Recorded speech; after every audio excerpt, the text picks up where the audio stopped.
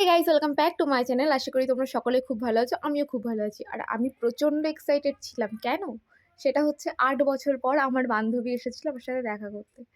তো আমরা দুজনেই ভীষণ এক্সাইটেড ছিলাম। আর বুঝতে পারিনি যে যেদিনকে দেখা হবে সেদিনকে বৃষ্টি হবে এরকম। দুজনেই অসুস্থ ছিলাম। কিন্তু তবুও দেখাটা তো করতেই হতো। কারণ অনেক দিন আমাদের দেখা হয়নি। অনেক দিন না, অনেক বছর।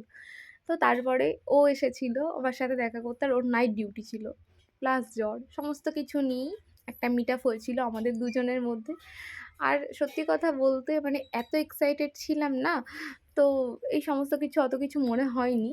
আর তারপরে ওখানে গিয়ে কি করেছি চলো তোমাদের শেয়ার করছি।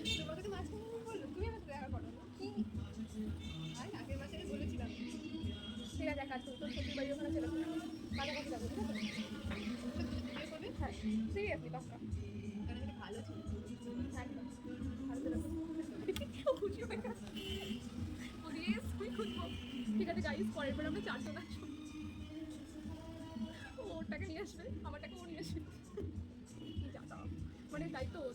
তারপর সারা জীবন ও জ্বলবে। জ্বলবে না? মানে ও ভালোবাসে এরকম আমাকে নিয়ে জ্বলবে।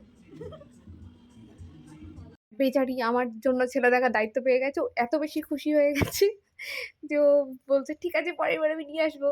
ওর আর আমার মধ্যে ইকুয়েশনটা এমনই না, আমাদের মধ্যে এরকম নয় যে দেখা হয় অনেকদিন পর পরই দেখা হয়। মানে অনেক বছর পর, পর দেখা হয়। আর ফোনে কথা হলেও ভীষণ কম কথা হয়।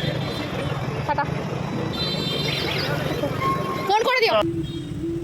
তাহলে উল্টো হচ্ছে। উল্টো হাতে খাচ্ছি। উল্টো হাতে খাওয়াতে নেই। ঝগড়া হবে, যাতে খাওয়াচ্ছি। So sweet.